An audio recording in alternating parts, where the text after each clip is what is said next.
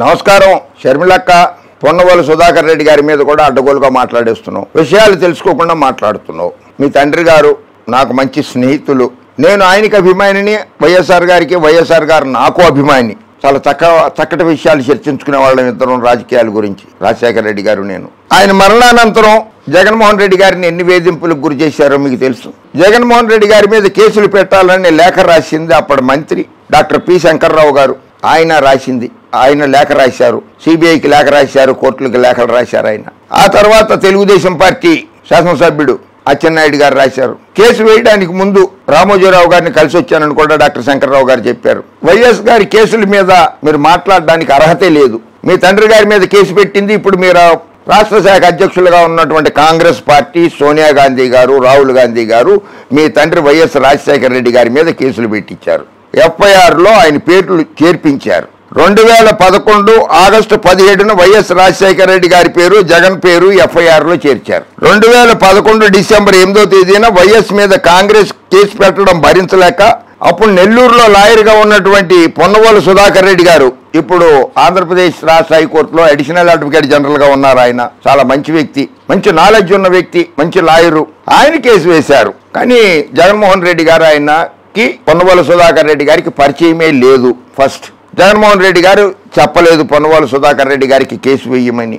Okay, Yerrannaidu గారు, అచ్చెన్నాయుడు గారు కాదు, ఎర్రన్నాయుడు గారు కూడా ఈ కేసులో జాయిన్ అయ్యారు. ఇందాక నేను పొరపాటున అచ్చెన్నాయుడు గారు అన్నాను, ఎర్రన్నాయుడు గారని మార్చుకోండి దాన్ని. ఎర్రన్నాయుడు గారు కూడా ఈ కేసులో ఇంప్లీడ్ అయ్యారు. అంటే ఏ పార్టీలు, ఏ నాయకులు వైఎస్ జగన్మోహన్ రెడ్డి గారు, నీ తండ్రి గారు వైఎస్ జగన్మోహన్ రెడ్డి గారిని, నీ సోదరుడు జగన్మోహన్ రెడ్డి గారిని ఇబ్బందులు పెట్టారో, స్వర్గస్థులు అయ్యాక చనిపోయిన వ్యక్తి మీద ఎఫ్ఐఆర్లో పేరు రాయించారు, జగన్మోహన్ రెడ్డి గారిని జైలుకి పంపించారు. అటువంటి వాళ్లతోటి నువ్వు చట్టపట్టాలు వేసుకుని తిరుగుతూ అసత్యాలు ప్రచారం చేస్తున్నావు. షర్మిలమ్మ వద్దమ్మా. జగన్మోహన్ రెడ్డి గారిని ప్రజాక్షేత్రంలో ఎదుర్కోలేక, ధైర్యం లేక కాంగ్రెస్, తెలుగుదేశం, అరే ఇప్పుడు ఆయన కిరణ్ కుమార్ రెడ్డి గారు భారతీయ జనతా పార్టీలో ఉండి రాజంపేట నుంచి పోటీ చేస్తున్నారు. ఆయన అప్పుడు ఆంధ్రప్రదేశ్ రాష్ట్ర ముఖ్యమంత్రి. కాంగ్రెస్, తెలుగుదేశం గుట్టు చప్పుడు కాకుండా చేతులు కలిపి జగన్మోహన్ రెడ్డి గారిని ఇబ్బందులు పెట్టాయి అని ఇండియా టుడే రహస్య మిత్రులని ఒక స్టోరీ కూడా రాసిందమ్మా.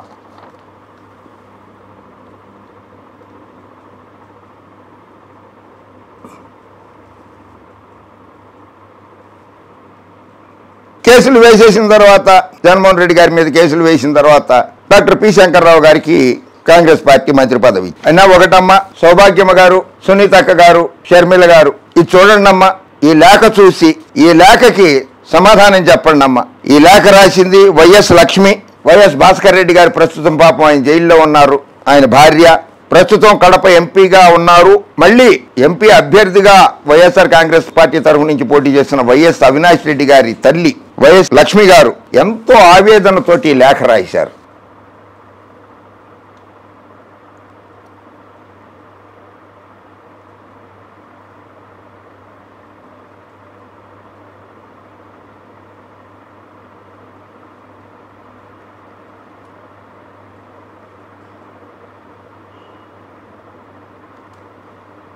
అమ్మ సౌభాగ్యమ్మ, 2009లో జగన్ తండ్రిని కోల్పోయినప్పుడు ఎంత మనోవేదన అనుభవించాడో ఇప్పుడు గుర్తుకు వస్తున్నదా?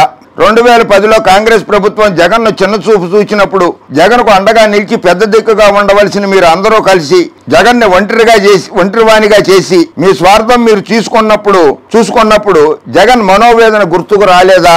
2011లో నీ భర్తను నీవు, నీ కుమార్తె అల్లుడు విజయమ్మపై పోటీ చేయించినప్పుడు వాళ్ళ మనోవేదన ఎలా ఉందో మీకు తెలియదా?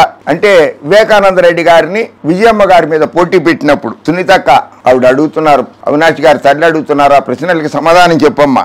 నీ కుమార్తె అల్లుడు పూల అంగళ్ళ వద్ద డిగ్రీ కాలేజీలో కించపరిచే మాటలు మాట్లాడినప్పుడు వారు ఎంత మనోవేదన అనుభవించారో మీకు తెలియదా? వివేకానంద రెడ్డి గారు జగన్ను సీఎంగా చూడాలని కోరుకుంటున్న మాట ఎంతో వాస్తవం.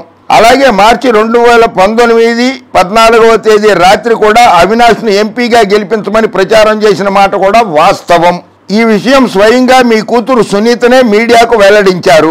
ఇవాళ మళ్ళీ మీరే అదే ఎంపీ టికెట్ కోసం హత్య జరిగిందని తప్పుడు ప్రచారం చేయడం, సంబంధం లేని వారిని ఈ కేసులో ఇరికించడం మీకు తప్పు అనిపించడం లేదా? ఎవరిని కాపాడుకోవడం కోసం మీరు ఇలా చేస్తున్నారు? మీ కుమార్తె నిజమైన న్యాయం కోసం పోరాటం చేస్తా ఉంటే తప్పక జగన్ సంపూర్ణ మద్దతు ఉంటుంది. అలా కాకుండా మీ కుమార్తె సునీత వైఎస్ఆర్ గారు జగన్ శత్రువులతో చేతులు కలిపి వారి చేతిలో పావులుగా మారి సంబంధం లేని వ్యక్తులను ఈ కేసులో అన్యాయంగా ఇరికించి వారి జీవితాలను నాశనం చేయాలని చూస్తే జగన్ ఎలా మీకు మద్దతు ఇవ్వగలడు? హత్యకు కారకులైన వారు మీతోనే ఉన్నారు, మీలోనే ఉన్నారు. దొంగను పట్టుకోమంటే ఎలా దొరుకుతాడు దొంగ? మాటి మాటికి హంతకులని మీరు మాట్లాడుతున్నారు. చాలా తీవ్రమైన పదజాలంతో అవినాష్ని తిడుతున్నారు. న్యాయస్థానంలో కేసు నడుస్తుండగా మీరంతటా మీరే హంతకుడు అని ఎలా మాట్లాడగలరు? అలా మాట్లాడడం తప్పు అని అనిపించడం లేదా? మీకు మీ కుమార్తెను షర్మిలమ్మను ఎవరు టార్గెట్ చేయట్లేదు? వారి మాటలే ఇతరులు హేళన చేయడానికి కారణం. ఇప్పటికైనా వైఎస్ఆర్ గారు జగన్ శత్రువుల చేతిలో పావులుగా ఉండకుండా వారి కుట్రలకు కుతంత్రాల నుంచి బయటకు వచ్చి చేసిన తప్పు తెలుసుకొని నిజమైన న్యాయ పోరాటం చేయండి. అన్యాయంగా మీ వల్ల బాధింపబడిన వారు ఎంత ఇబ్బంది పడుతున్నారో అర్థం చేసుకునే ప్రయత్నం చేయండి. నిజం ఎంత లోతులో దాచినా దాగదు, తప్పకుండా బయటపడుతుంది. ఇట్లు YS Lakshmi, wife of YS Bhaskar Reddy, Pulivendula.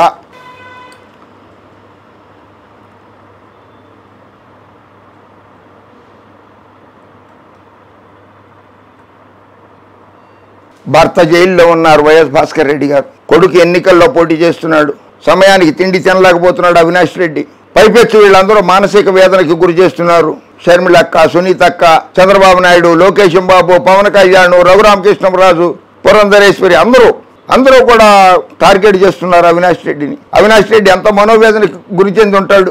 ఆయన బాధను ఎవరు అర్థం చేసుకోరా? వ్యక్తిత్వాన్ని హననం చేయొచ్చా? వ్యక్తి గౌరవ ప్రతిష్టల్ని మంట కలపచ్చా? అవినాష్ రెడ్డి ఒక గౌరవప్రదమైన లోక్సభ సభ్యుడు పదవిలో ఉన్నాడు. అటువంటి వ్యక్తిని కించపరచచ్చా? హంతకులు ఎవరో న్యాయస్థానం తేలుస్తుంది.